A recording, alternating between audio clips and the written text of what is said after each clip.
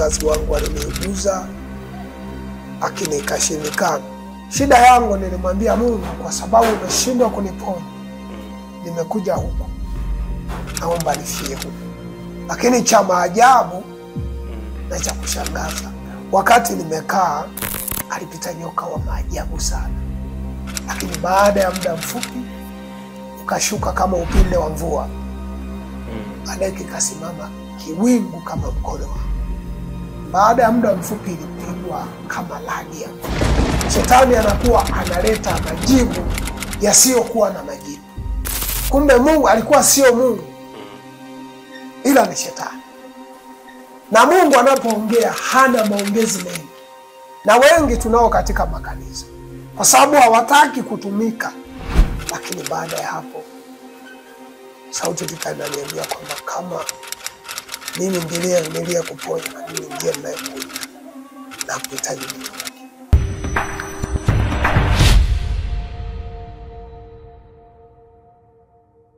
Mchungaji, Bwana Yesu asifiwe. Amina. Amina. Tunamshukuru Mungu kwa nafasi hii. Amina. Mimi nilisikia story kidogo kwa baba. Amina. Amina. Na nikamwambia Isebu tukienda huko naomba tupate kuchukua ile shuhuda ya mchungaji. Amina. Karibu sana mchungaji. Amina. Unaweza kujitambulisha, lakini pia ukaanza moja kwa moja kutupa historia fupi ya maisha yako. Karibu. Pia namshukuru Mungu kwa kufika mahali hapa. Nikaweza nikasema kwamba kwa majina yangu naitwa Mchungaji Yusufu Nonya Tenderi. Ni mzaliwa wa Dodoma, kitongoji cha Ngambi,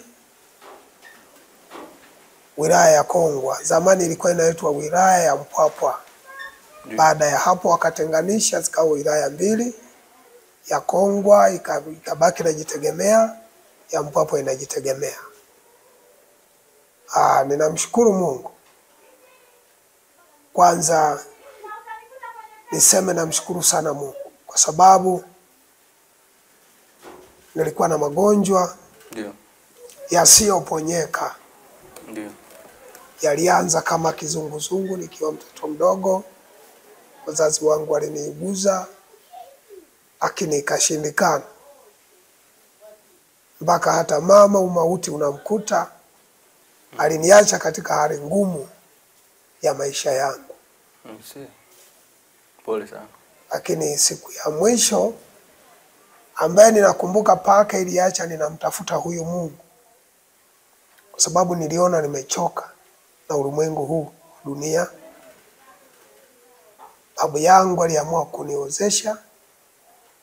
Tulipoenda kuoa mahali, lakini yule mwenye mtoto akasema kama laiti kijana wako angekuwa mtu mzima hana huu ugonjwa, ningelikupa hata binti yangu bure. Samahani kidogo. Hapo ulikuwa na umri gani? Hapo nilikuwa na umri wa miaka kama 20. Na huo ugonjwa ni kifafa au nini? Ilikuwa ule ugonjwa ulianza kama kizunguzungu. Ndio.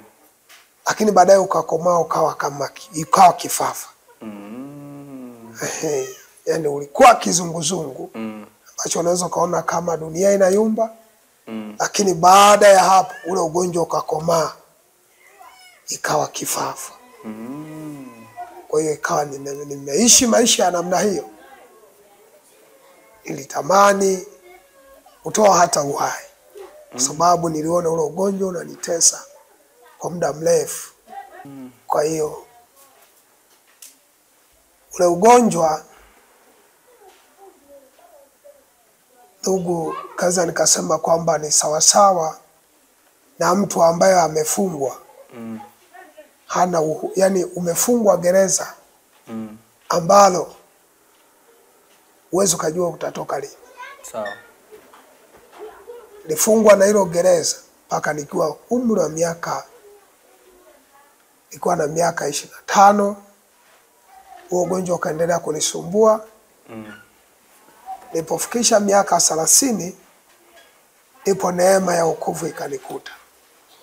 Kwa hiyo ulipoenda kuozeshwa pale kupatiwa mke, si ndio? Ndio.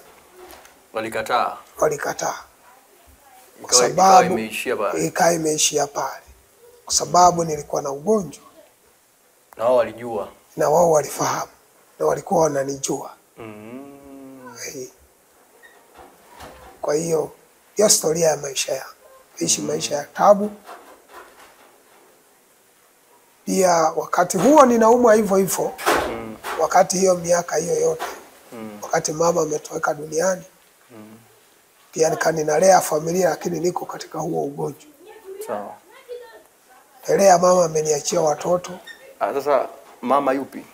Mama yangu mzazi. Sawa. Alipotoweka duniani. Sawa. Kanalea watoto. Mama mzazi alipofariki, kanalea watoto wale. Kwa hiyo wakati ninaendelea kuishi na maisha yale, nimeishi kwa taabu, kwa shida, lakini baadaye neema ya wokovu ikanikuta. Ndio. Nikaenda kwa watumishi, wakaendelea kuniombea, nikaishi kwenye wokovu, lakini sikufunguliwa hapo hapo. Haukupona kifafa pale pale? Sikupona pale pale. Nilikaa ndani ya wokovu kama miaka 5 hivi. Lakini bado ule ugonjwa ukawa umening'ang'ania. Nise. Kwa hiyo nikatazama kwamba inawezekanaje huu ugonjwa kuniachia. Kabidi nimhoji sana mchungaji maswali mengi sana. Ile mchungaji akasema uwe na umwamini Mungu, ndiye anayeweza. Sawa. Uwe na tumaini. Nikatafakari sana, nawezaje kupona? Kama waganga walishindwa, je, mimi nawezaje kupona? Kwa waganga ulienda? Nilienda. Hata nikiwa mtu mzima mwenyewe nilienda. Walikuwa wanafanya kitu gani labda? Nakumbuka mara ya mwisho nilienda Tanga, Handeni. Nilipoenda kule Tanga Handeni, wakachimba kaburi. Wakasema nikatafute jogoo na kikombe chekundu, nikatafuta, Tanga huko. Nikazikwa. Nilipozikwa siku 7 yani ulizikwa wewe ulizikwa? Kazikwa ndani ya kaburi siku 7. Lakini bado ugonjwa ukauka. Kichwa kilikuwa nje au? Unazikwa kabisa kama marehemu na sanda na kila kitu. Chakula uli upo kwenye mfungo? Uko kwenye mfungo.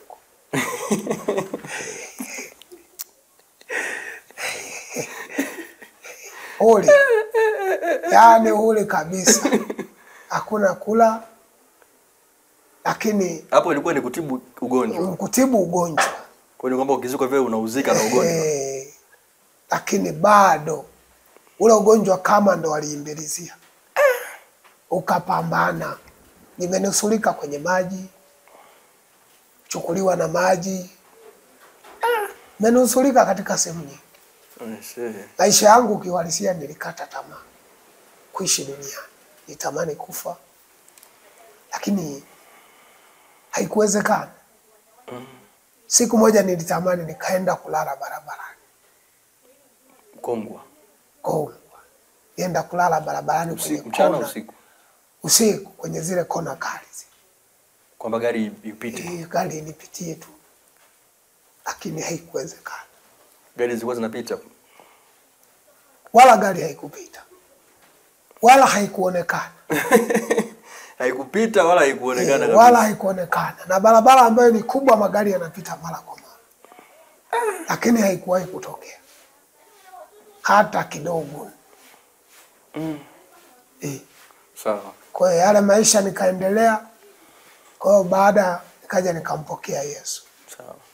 Nilipompokea Yesu kwenye wokovu nimekaa miaka 5 bila ufumbuzi wa ule ugonjwa, ukapamba moto kweli kweli. Sawa. Lakini kuna siku nikabidi mwenyewe nichukue maombi.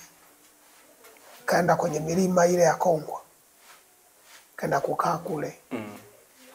Shida yangu nilimwambia Mungu, kwa sababu umeshindwa kuniponya. Nimekuja huku. Naomba nifie huku. sitashuka huko chini. Sasa ama nikuulize swali hapo kidogo. Kwa hiyo kudondoka inatokea mara ngapi labda kwa wiki au kwa mwezi? Ikaa sasa ile kaa haina sasa guarantee. Kwa sababu kipindi cha kwanza ilikuwa kwa mwezi. Sasa nilipookoka ikawa haina guarantee, muda wote inatokea. Kwa hiyo ulisema tuende mlimani hata kama ikitokea huko. Fia huko. Nimeenda huko mlimani, shida yangu kwamba nisinywe maji, nisile chakula, niwe kule. Sawa. Lakini cha maajabu nikaendelea kuishi katika ule mlima. Siku ya kwanza nilikaa kama wiki 2 kavu bila kula. Wiki 2? Hapo ulikuwa ni mchungaji au ulikuwa mshirika? Bado. Kwanza hata kwenye idea ya uchungaji nilikuwa sijui kama nitakuwa kuwa mchungaji. Umekaa wiki 2? Wiki 2. Mshirika tu wa kawaida. Mchungaji alikuwa anajua? Mchungaji nilimwambia kwamba naenda kwenye maombi. Lakini nilimwambia nitaomba siku 3 nitarudi, lakini kumbe mimi nilikuwa dhamira yangu kwamba nibaki kule. Ili kama nachakalia njaa ikiniua mpaka waje waniokote watakutaga mifupa. Nikamwelekeza na mahali nitakapokuwa naenda hapo kuomba. Kwa hiyo nilipoingia kule nilikaa wiki la kwanza, wiki la pili, wiki la 3. Ilikuwa kama majira ya saa 8 hivi mchana. Bado hujala wiki la 3? Bado sijala. Maji umekunywa? Sasa hata maji nilikuwa sinywi. Sasa niko katikati ya wiki. Nimechoka kweli. Siku ile ninakumbuka kwamba ilikuwa saa 7 za mchana. Kwanza ilikuwa mwezi wa 10, pepo ukatulia. Kila kitu kikatulia kimya. Lakini cha maajabu na cha kushangaza, wakati nimekaa pale, nilipokuwa nimekaa kwenye ile jiwe na otea kijua, alipita nyoka wa maajabu sana, ambaye hata mzaliwa kwangu sikuwahi kumuona. Lakini nilimuona na alipita karibu yangu, akaondoka. Nikaendelea kukaa pale. Kwa maajabu mkubwa au? Mkubwa, kwanza ni mnene, alafu ana madoa, alafu nyuma na mbele ana vichwa. Na maana mbele kuna vichwa 3, nyuma nako anakokuja huko ana vichwa 3. Maono? Sio maono, live. Nyoka live. Sawa. Alipita akaenda kuingia, akaenda akakaa. Analie jiwe lilikuwa na mapango 2, kwa nyuma yake kulikuwa na pango. Na mipango ambayo nilikuwa nafanyia maombi pale. Kwa hiyo nyoka ni wa kishetani au kwa unavyodhani sasa hivi? Ninavyodhani au wapo nyoka wa hivyo? Ninavyodhani sasa yule nyoka alikuwa ni wa kuishi pale. Ninavyofikiria yani yeye pale ni nyumba yake. Ya kukaa pale, anaishi pale. Yani kama ni nyumba yake ya kuishi pale. Unaona?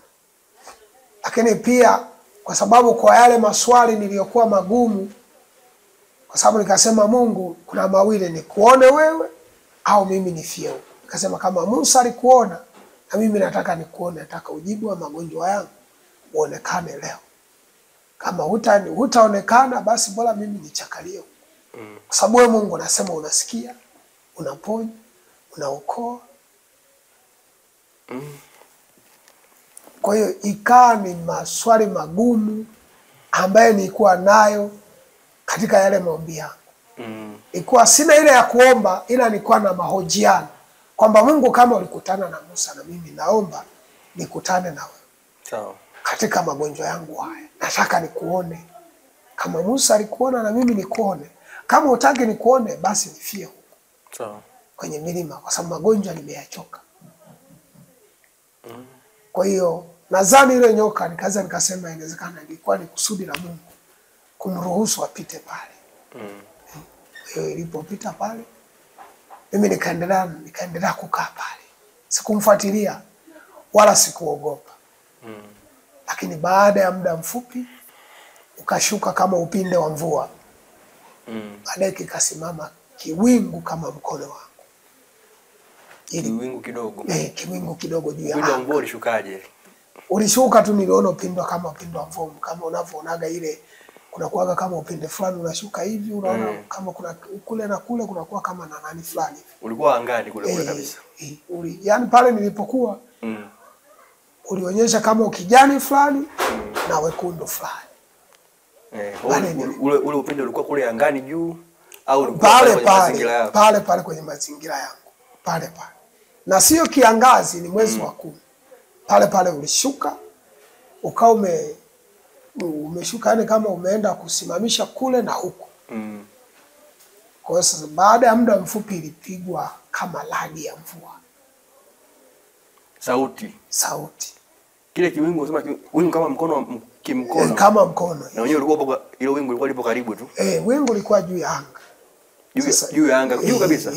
Juu kabisa ya anga. Sawa. Sasa ile juu ya anga lile ilipigwa kama radi ya mvua. Kwa hiyo ilipigwa radi moja ambayo ilitikisa hata lile jiwe. Sasa wakati inapigwa ile radi, jiwe ambalo ulikuwa umekaa pale. Hii ardhi hii kwa kama mtu ameachilia tetemeko inatikisika.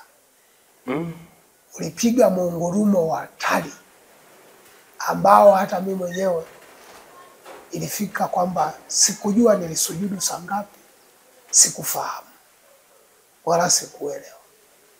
Ila nilichosikia tu kwamba mwishoni wa ile miungurumo ilivyounguruma pale. Mwishoni kabisa kasikia tu sauti kwamba aliyeniona ni Musa peke yake. Lakini kizazi hiki hamtani. Hiyo ndio sauti uliyosikia. Ndio sauti niliyoisikia. Na ndio maana pekee aliyosikika hayo. Au kuna mengine ukuyasikia mwanzo? Pale wakati ile sauti inaendelea. Na nimeambiwa kwamba kuanzia leo ugonjwa hutauona. Ila kwa kuna patano kwamba takao kubali kunitumikia. Kubali kunitumikia.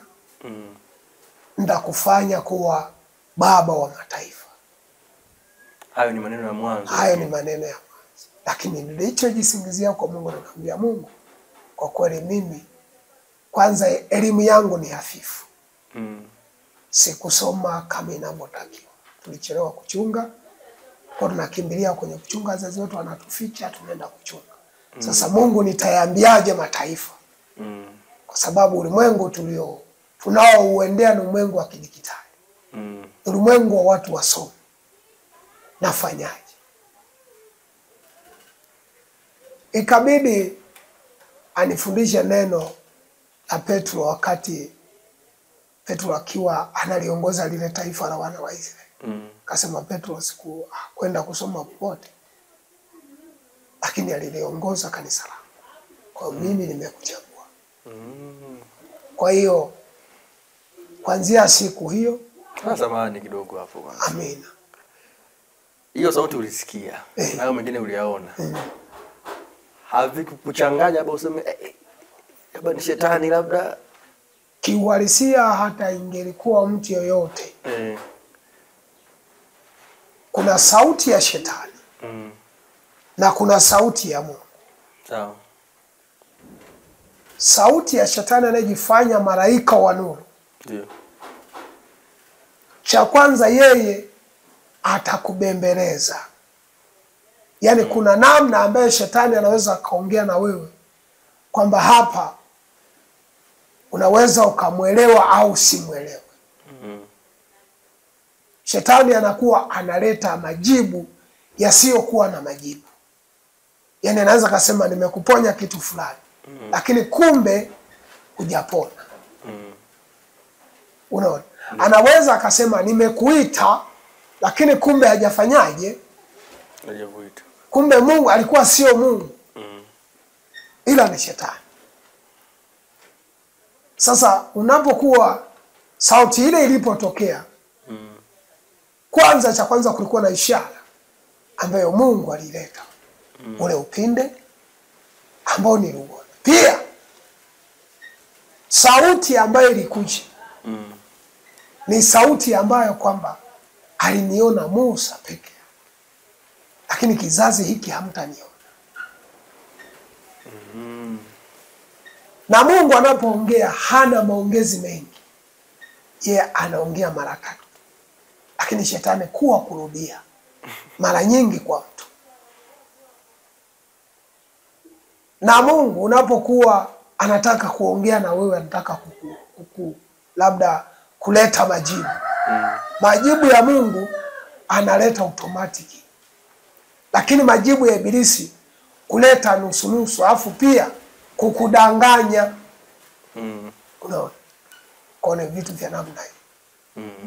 Kwa hiyo nilipotoka hapo ndipo nilipoendelea. Kwa ilivyoisha tu hilo tukio ukaamka, ukashuka. Niliamka, muda ulikuwa umeenda, nikalala kule juu.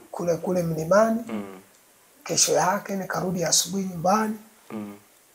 Nikaja kwa kweli kumshuhudia mchungaji wangu aliyekuwa ananilea. Nikamshuhudia. Nilikuwa na sadaka yangu pale, nikatoa miguuni mwa mchungaji. Akaniombea. Kuanzia siku hiyo ni ule ugonjwa mimi kukoma. Na mimi ndipo nilipoanza kuhubiri. Kaanza taratibu, hatua hadi hatua za kuihubiri sasa Injili. Sawa. Sasa ndipo nilipoanza kuhubiri Injili.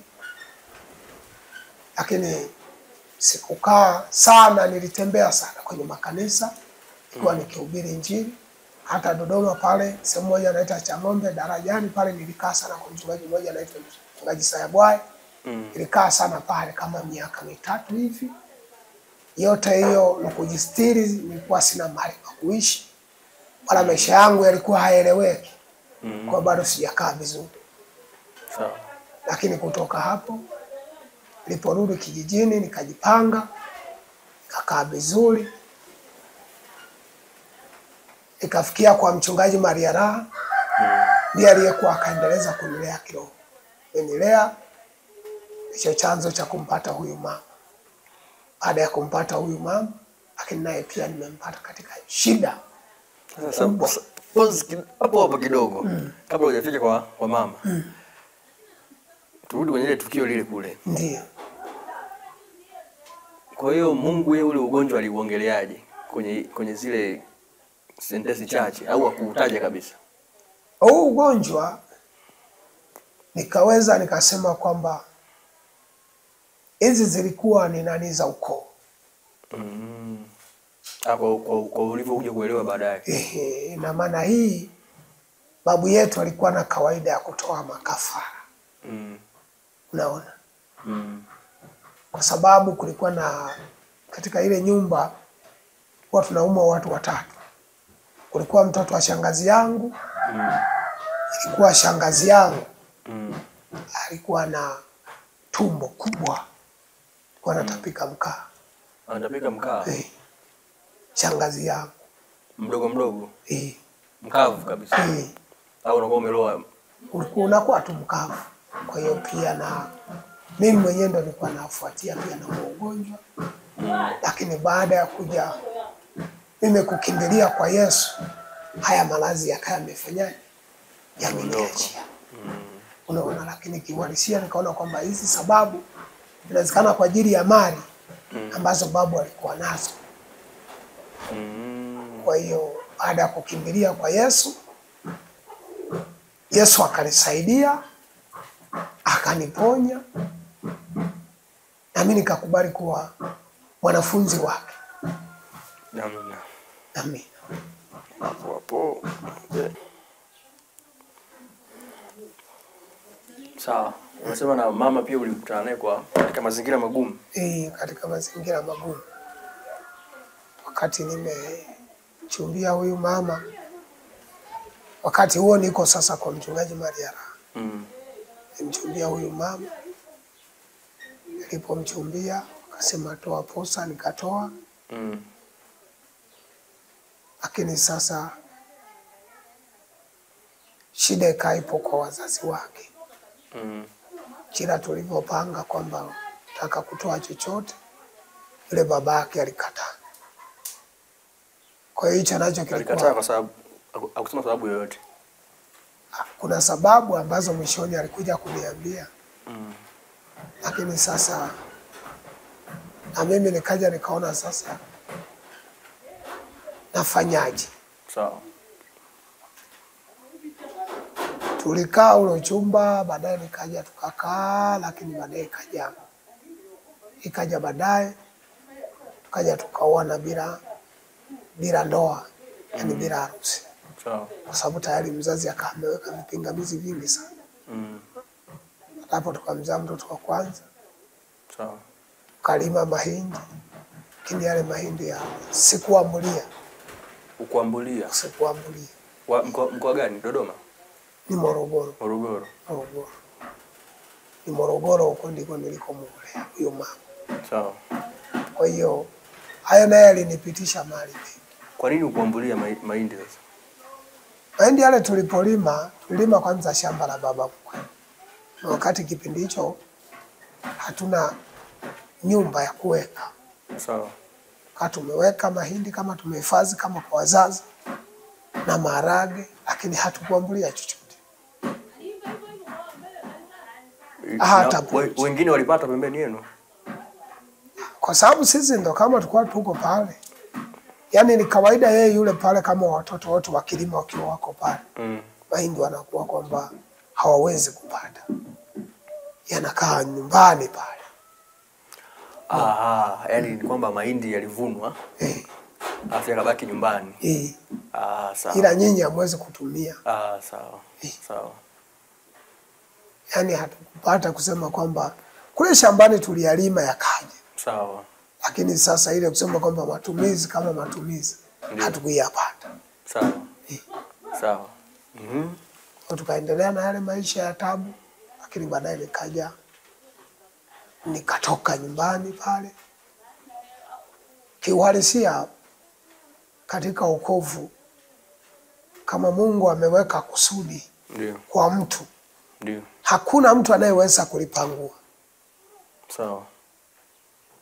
Ila nilichojifunza mwishoni kwamba hatuna subira. Hatuna kusubiri. Sawa. Kwa sababu Musa alipotoka Misri ilifika mwisho, alipofika mahali alipiga kambi. Sio kwamba alipiga kambi alishindwa kuendelea. Alikuwa na uwezo wa kuendelea na safari. Ila alipiga kambi amsikilize Mungu. Sawa. Alistopisha ile safari ili amsikilize Mungu anakokwenda na anakoelekea. Sawa. Kwamba ninakokwenda kuna nini? Sawa. Lakini imefika wakati kwamba tumeshindwa namna ya kumsubirizia Mungu kwamba hapa nisimame, Mungu anataka nini? Sawa. Ila wengi tunaanguka kwa sababu tuna haraka. Kweli. Ndicho nilichojifunza katika mapito yangu yote ya mwili na rohoni. Nikaona kwamba kwa sababu nilikuwa na haraka. Lakini imefika baadaye nilipokubali na kutulia na kukaa. Mungu ameleta majibu. Sawa. Mungu akaja akaleta majibu. Baada ya kukaa sana Morogoro Kilosa, maana tulikimbilia Morogoro na mwenzangu. Kaenda tukakaa kule, tukakaa kama miaka 2. Lakini tukaja tukarudi. Tukakaa hapo tena tukaenda Morogoro hiyo. Sehemu moja panaitwa Rumbiji. Tulikaa kule tena tukaja tukarudi. Kwa hiyo kule bado ulikuwa unahubiri pia? Nilikuwa nahubiri tu kama kawaida. Sawa. Ila sikuwa mchungaji. Na hakuna kitu nilichokuwa nakataa kama uchungaji. Sawa. Kwa sababu niona ni mateso. Kwa nini? Niona ni mateso. Kwa nini? Uliona kwa nani au mateso? Sababu wewe sio mchungaji au niliona kwa mchungaji wangu. Wachungaji ambao umekaa. Ambao wamenilea ni mateso. Ni mateso. Mateso kwenye masuala ya nini? Kukemea mapepo? Mateso kwa kwanza maisha magumu. Cha pili, ndio wale watu unaowaongoza. Ndio. Shetani anaweza kaleta mmoja wao mtu mwenye dharau asikusikie hata kidogo. Hata unachozungumza. Yaani hasikii. Yaani hakuelewi. Anaweza akashawishi kundi akamega. Unaona? Ndio.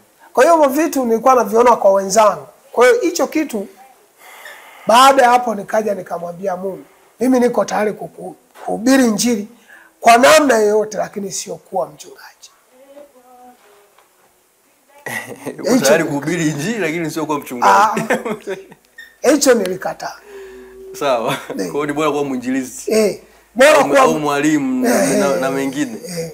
Kwa sababu watasema kama mhubiri anakaa tu kwenye kanisa fulani analelewa, bwana kuna mikutano, naenda kahubiri, nitarudi. Nitafanya mikutano, nitarudi.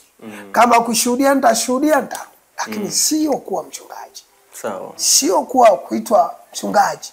Hicho nilikuwa ninakataa na nilipinga. Sasa hebu samani kidogo. Nirudi kule kwenye ile mfungo wako wa kule ule. Ndio. Kabla ya hapo ulikuwa umeshafunga tayari za siku nyingi kama hizo. Wakati nimeenda huko milimani. Watu walishafunga. Inamaanisha ulikuwa umeshafunga wewe binafsi labda? Pale kanisani nilishafunga binafsi. Nimezoea kufunga na wenzangu walikuwa tayari wananisaidia. Sababu ile tatizo walikuwa wanalijua. Sawa. Lakini ilishindikana. Lakini baada ya kuja kuchukua hatua ngumu, kwa hiyo ndipo Mungu akaja akasikia kilio changu. Sawa. Kwa hiyo sana huku mpaka Kilosa ule uhubiri na nini uwezo ulikuwa unaongezeka au ilikuwaje? Uwezo uliongezeka, lakini nilikuwa Kilosa pale nilifanya kazi fulani na mtu fulani alikuwa anaitwa katibu tarafa. Ndio. Nilikuwa analisha kuku na manguruwe. Ndio. Lakini siku moja ndipo nilipomjua kwamba Mungu bado ananihitaji kutumika. Japokuwa nilikuwa nahubiri na namna yote. Sawa. Siku ya jioni ilikuwa Pasaka kama hii. Ndio. Ilikuwa mwezi wa 4. Sasa wakati ninakagua yale mazizi ya nguruwe, kuna nguruwe alitoka jirani huko. Alama ninayo hapa. Aliingiza jino mpaka hapa. Hivi. Kwenye tumbo hapa. Nguruwe. Alining'ata. Nguruwe wa jirani.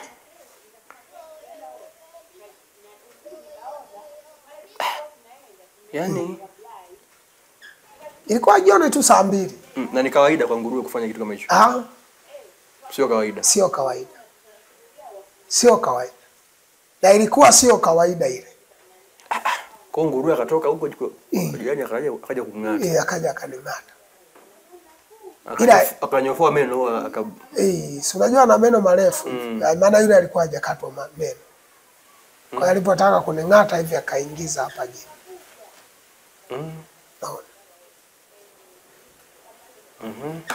Kwa hiyo ile nilijifunza wakati naendelea na kile kilio cha nguruwe kuning'ata. Nikaenda nikachomwa sindano ya tetanasi, wakaniiguza. Basi ilifika mwisho yule mwenye nguruwe akabidi amuuze siku ile. Amuuze yule nguruwe. Akabidi amuuze. Lakini baada ya hapo sauti inaniambia kwamba kama mimi ndiye kuponya na mimi ndiye ninayekuita na kuhitaji unitumike. Sasa ni wapi mimi nikasijui. Sasa hilo tukio la nguruwe na Mungu kutaka umtumikie vina uhusiano? Kuna kuwa na uhusiano kwa sababu lazima kuwe na uhusiano. Kwa sababu iko hivi. Wewe baba na kutuma kazi. Kwamba mwanangu nenda shambani. Kalime. Sawa. Sasa unapoenda kule shambani kulima, naomba wewe unaenda lile shamba unalima unarudi. Wewe unalima unarudi, ile kazi nimekuagiza nenda kafanye. Sasa usipofanya, je, mzazi wako atakufanya nini? Atakupiga kiboko. Na Mungu naye ndio hivyo. Usipofanya naye anapiga kiboko. Ili kwamba ukishaona uchungu uende kwenye kazi yake ukafanye. Sasa jamani kiboko. Ukafanye. Kwamba mwanangu nimekuita. Nimekupa shamba ili ulime. Shamba langu linalala majani. Mazao yangu yanakufa. Sasa ngoja nikuchape kiboko. Kwa hiyo inawezekana kuna watumishi wengi ambao wamekataa wanakutwa na mambo kama haya. Na wengi tunao katika makanisa. Kwa sababu hawataki kutumika. Ila wao wanachoangalia sana sasa hivi ni mafanikio ya mwilini. Ndio maana nasema kwamba tunaenda bila kumsikiliza Roho wa Mungu. Kwa sababu kama Mungu amekuita wewe kwamba mimi nahitaji, Mungu anakuita kwamba nataka unitumikie. Anajua atakubariki. Sawa. Ndio maana hata nilipokuja Mafinga hii kuja kuanza utumishi, naye nilikuja kwa njia tofauti sana. Hata mimi mwenyewe nilishtukia tu niko Mafinga. Lakini kwa sipajui, sipafahamu, lakini nilifika. Nimeishi Mafinga hapa. Nilipoanza kazi hii tulikuwa tunakula mboga. Tembele. Umeruka kidogo. Tulikuwa tupo kule kwenye nguruwe, si ndio? Baadaye ulipona, si ndio? Nilipona. Kabisa. Kabisa. Hamna hata maumivu. Kovu libaki. Maumivu hamna. Nilipona kabisa. Ulikoka kaa tena huko muda au? Nilitoka. Baada ya serikali zile. Baada hapo ile miaka yangu niliyokuwa nimechukua ya mkataba ilipoisha. Nikachukua hela yangu nikarudi kijijini. Sawa. Nikarudi kijijini. Nikarudi Dodoma. Baada hapo ya mama kuja kujifungua, tuko pale kwa mchungaji Mariara. Wale wakwe zangu wakarudia, wakaja wakanipokonya mwanamke wakaenda naye. Nikabaki mwenyewe. Nikakaa tena nikaja nikarudi Kilosa. Mwenyewe sasa. Nimekaa kule Kilosa kama miaka 5. Kaja nikarudi. Kaja na pesa. Nikaita watu. Lakini mzee alinigomea. Kabidi pale nikakaa, lakini baada ya hapo nikakaa kama mwaka mmoja. Kama lumbano hayaishi. Kwa pale kwa kwezangu. Ndio baada ya hapo kuchukua hatua, nikaa nimembeba mtoto wa kiume mmoja Ebeneza. Nikaa nimekuja nayo huku Iringa. Kwa nini uje Iringa? Ilikuwa 2023. Ilikuwa mwezi wa ngapi wakati wanatangaza kifo cha mama. Na mimi ndo nilikuja huku. Nikaa nimekuja huku kwa kumkimbia yule mzee. Baada ya hapo wakati napangilia kwenda kumchukua huyu mtoto mdogo, mwenzangu nilikuwa nilimwacha mjamzito. Wakawa wamenipigia simu kwamba hiyo mimba ile imetoka, wamezika, vurugu zikazi zimetokea pale nyumbani, mimi nilikuwa sipo. Lakini hela nilikuwa namtumia. Kwa hiyo baada ya hapo wakajipanga, baadaye wakasema bwana nitumie nauli nije huko. Nikamwambia ubaki kwa wazazi wako. Sababu wazazi wako wananisumbua. Baki huko. Kiwalisia watu wakawa wameingilia kati, watumishi wa Mungu. Wakasema huyu ni mke wako, nitakuwa ukae naye. Na watoto sasa. Nikamtumia nauli akaja. Alipokuja tukaendelea na maisha hapa kwenye mji huu wa Mafinga. Kwa hapa wewe ulifikia wapi? Hapa mimi nikaweza nikasema kulikuwa na rafiki yangu mmoja hivi ndo alinipokea. Sawa. Nilikuwa nakaa naye, lakini baada ya hapo nikapanga nyumba yangu. Tukaendelea kuishi. Sawa. Baada ya hapo mke wangu kuja, tukaendelea kuishi kwenye na maisha yetu. Lakini Mungu hakuacha kunitafuta, lakini kumbe Mungu alikuwa na kusudi akunileta Mafinga, alikuwa na kusudi lake. Sawa. Tulipofika wewe ukujua mimi sikuelewa kwamba Mungu anakuleta. Sikuelewa. Kwa sababu nilikuja tu kwa sema kwamba nikatulize, nikae labda nikae mbali mkoa mwingine, nikabadilishe mazingira. Ni kama ile story ya Yakobo. Alikuwa anamkimbia Esau. Sawa kabisa. Kumbe akaenda kulala kwenye madhabahu ile ya baba yake Ibrahim. Ya baba yake Ibrahim.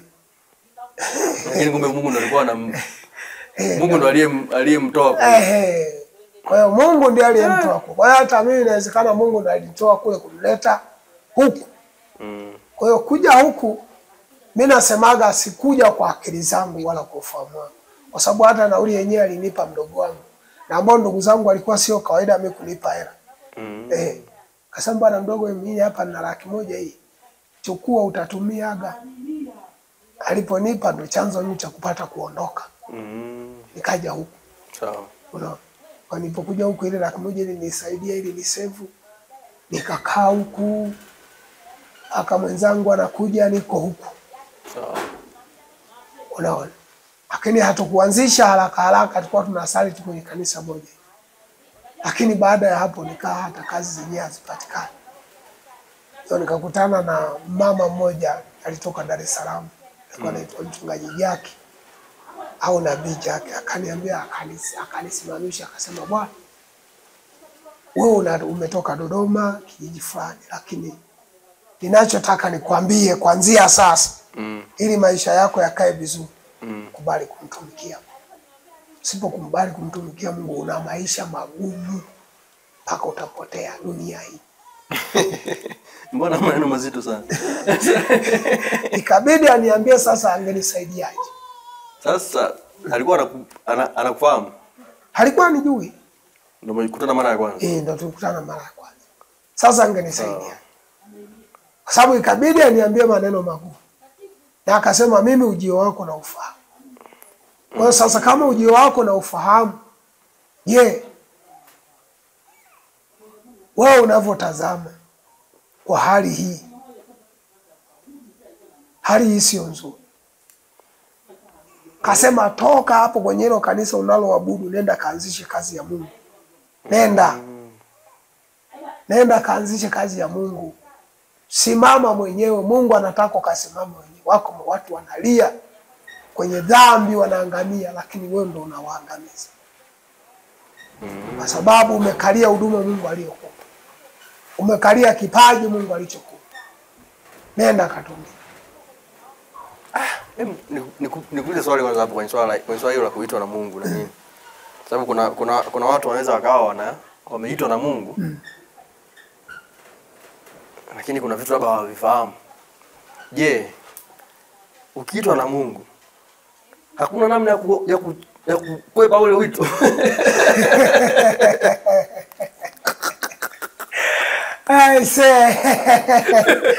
Ule wito huwezi kukwepa. Yaani bado narudi pale. Sawa. Mzazi amekwambia nenda Dodoma kafunge bidhaa alafu uje. Alafu wewe unabadilisha njia, utakuwa bado hujatengeneza. Kwa sababu utarudi hapa. Utarudi tena kwa mzazi huyo. Utarudi kwa mzazi. Kusaidia kwenye masuala mengine. Kuna kingine kidogo kitamtaka yule mzazi. Kwa hiyo hata katika maisha ya kiroho, hata ukisema ukwepe, hata useme kwamba niwe na wanawake 50, labda Mungu atanyamaza. Mungu hatanyamaza kamwe. Yaani kama amekuchagua hatanyamaza kamwe. Ila cha moto utakipata. Utarudi hapa. Utarudi. Ila wengi tumepoteza huduma kwa sababu tunataka mafanikio ya haraka. Sawa. Tunataka mafanikio ya haraka, tufanikiwe haraka. Nataka niwe na gari kwa sababu mimi hapa ningekuwa nataka mafanikio. Inawezekana mngenikuta na gari, na nyumba nzuri, maisha mazuri. Lakini na mimi ninasubiri kama Musa alivyokuwa nasubiri. Ikifika mahali Musa alipofeli alisimama, akabidi asubiri Mungu atasema nini? Sawa. Unaona? Kwa hiyo hicho watumishi wengi sio kwamba kuna watu wengi wanashindwa namna ya Mungu anapomuita kwamba amsikilize aliyomuita. Ila anasikiliza dunia ambaye akidikitalia sasa. Maana kwamba unakuta kwamba watumishi wengi tunazama kwenye dunia. Tunapotea. Unakuta mtu yuko kwenye wokovu lakini magonjwa haijawahi kumwachia. Malazi mbalimbali bado yamemng'ang'ania kwa sababu kwa ajili ya ulimwengu huu tulionao. Lakini ukijikabidhi kwa Mungu moja kwa moja na ukamsikilize kafika mahali kwamba hiki kiwango hiki nilicho nacho, basi Mungu asimame na mimi. Basi Mungu nakusikiliza wewe. Kwa hiyo kwamba mimi napenda kusema kwamba mimi nilipopitia ndo hivyo, lakini ninapenda sana kumsikiliza Mungu. Na mtu mwingine laiti kama angelikuwa wakaya au watumishi wote tungekuwa tunamsikiliza Mungu, nadhani dunia hii au tungekuwa tulibadilisha watu kwa mfumo mkubwa sana. Kwa sababu kanisa ambalo Yesu aliliacha ndilo ambalo limepotea. Tumeingia kwenye udikitali zaidi. Tumeleta mambo ya dunia ndani. Ndio maana Mungu anashindwa kuongea na mtu. Hata Mungu alikuwa anasema na wewe, baadaye anahama. Sasa anapohama ndio ile kwamba naenda kujiongeza. Sawa sawa. Kwa hiyo kwamba kutumia nguvu za giza. Kwa kutumia nguvu za giza Au utapeli. Utapeli. Mungu amesema kwamba nipe gari. Sasa Tuna mengi sana kujifunza. Sasa niulize kidogo. Kwa unavyodhani na kwa jinsi ambavyo umepita kwenye makanisa na nini, walioitwa ni wengi au? Kwa kweli Fananisha hao ambao wanatumika na wale walioitwa. Kwa kweli walioitwa ni wachache. Ni wachache sana. Hao walioitwa ni wachache. Ni wachache. Yani kaza nikasema unaweza kwenye kundi la watu walioitwa kwa 100% unaweza kupata watu 10 walioitwa kabisa. Lakini bado ni wengi kwenye 100. Kwa sababu watu walioitwa kwanza wana maisha yao magumu. Kwa sababu hawataki fedha. Sawa. Na watu walioitwa wanamsikiliza Mungu. Na watu walioitwa wametengwa na wenzao hata wanaowahubiri. Yani kwamba kwa mfano kama mimi hapa nimefungua kanisa. Siwezi kushiriki na wenye fedha. Sababu mimi sina fedha. Lakini na mimi pia Mungu ameniita na wao wanasema Mungu amewaita.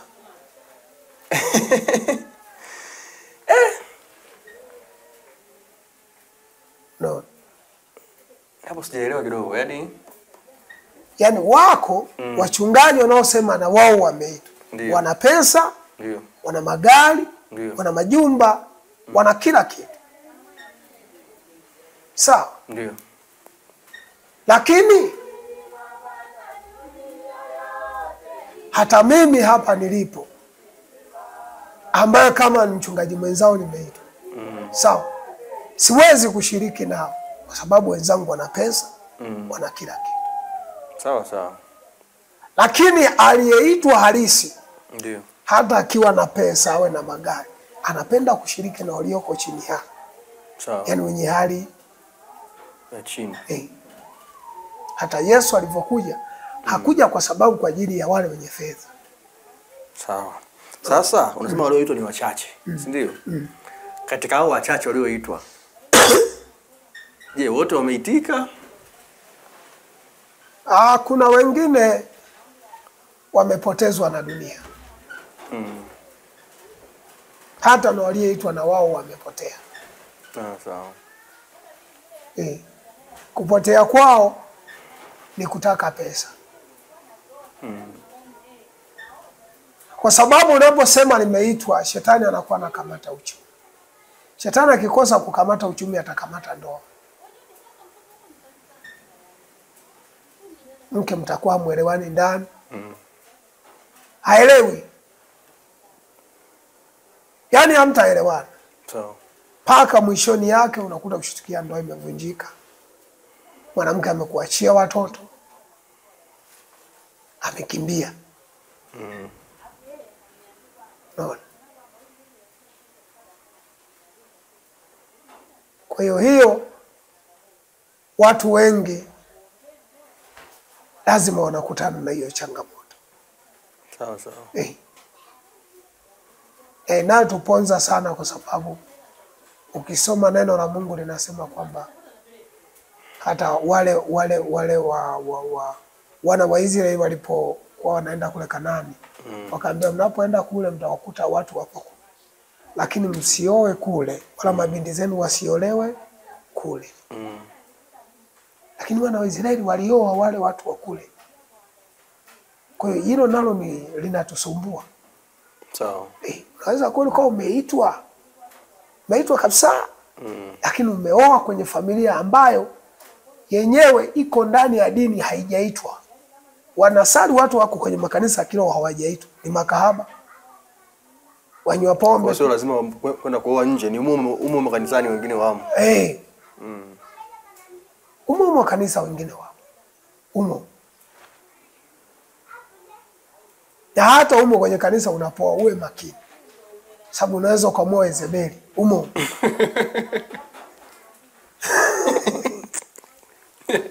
Unaona? Mle ndani. Mle ndani. Sasa tufanyaje? Ni mwimbaji mzuri. Tatizo tumeacha maombi. Sawa. Tumeacha maombi. Sasa mchungaji, kabla hujamaliza. Ndiyo. Labda mtu mwingine akitaka kujua mlimani huwa kuna nini? Kwa nini ulienda mlimani? Na kwa nini mlimani? Mlimani kwanza kumetulia. Ila mlimani kuna hatari. Hatari? Sababu kule unakutana na unaenda kuchokoza mapepo yaliyoko kule. Sawa. Yako majini yanaishi kule. Wanyama wakali wapo kule. Majoka yapo kule. Kwa hiyo vitu vingi ambavyo Mungu amevitenga na mwanadamu. Lakini sasa unapoenda kule mlimani ndakujizatiti kweli kweli. Usiende tu mlimani hivi kwa sababu kwa ajili ya kufurahisha. Unaweza kupotelea kule. Naweza tu hata kuna wadudu fulani kule kwa tunaita dondola. Unaweza kukung'ata kwa umefia kule. Kumbe alikuwa ni shetani. Sawa. Kwa hiyo lakini mlimani kumetulia. Kwanza hakuna kelele. Sawa. Kwa hiyo unafuata utulivu. Kule tunafuataga utulivu.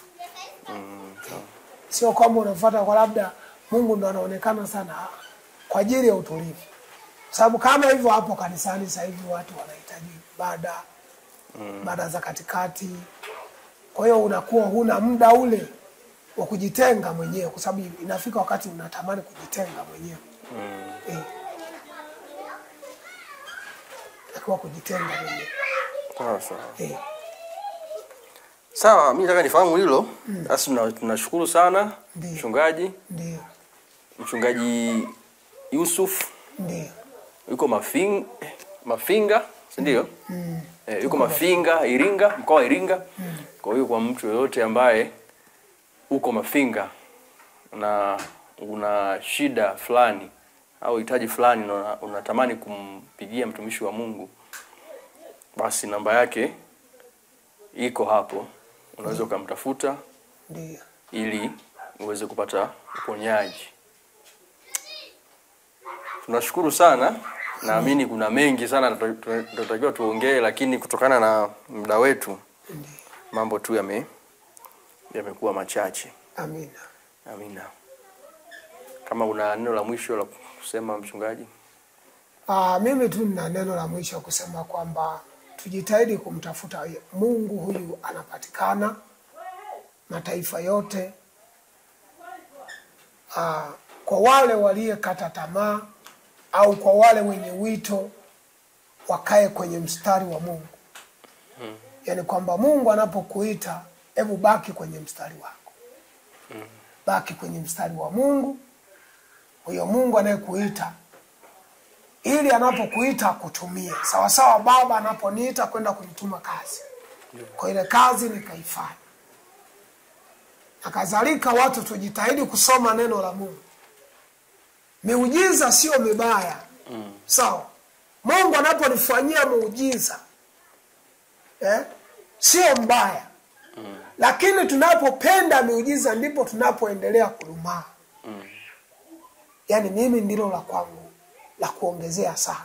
Jamii au watu wamekuwa wanapenda sana muujiza. Sasa mtu anataka kutafuniwa ili amezeshewe. Sasa unapotaka jua kwamba kuna madhara yake. Maana unapotafuniwa na kulishwa unaweza kuambukizwa maradhi. Sawa. Unaona? Kwa hiyo hivi vitu kwamba kwa watazamaji wengi nataka niseme kwamba kwa sababu kwa ajili ya dunia jinsi inavyokwenda. Tujitahidi kusoma Biblia. Tujitahidi kusoma Biblia. Tuwe wanyenyekevu mbele za Mungu. Hata kwa wale wanaomtumikia Mungu. Ukiwa mnyenyekevu mbele za Mungu, basi Mungu atakuwa karibu na wewe. Mbinguni hatuendi kwa mbwembe. Mbinguni hatuendi kwa pesa. Mbinguni hatuendi kwa kukanyaga mafuta. Hatuendi. Mbinguni tunaenda tukiwa watakatifu. Mbinguni muujiza hautaniingiza mbinguni. Hicho ndicho ambacho nataka nikikazi. Mbinguni sitaingia kwa ajili ya muujiza. Sitaingia kwa sababu nimeombea watu wengi wamefunguliwa. Hapa tunaingia kwa ajili ya utakatifu. Tusipokuwa watakatifu tutaishia hewani. Duniani hapa tutaishia mbwembe duniani, lakini mbingu ile paradiso hatutaiona.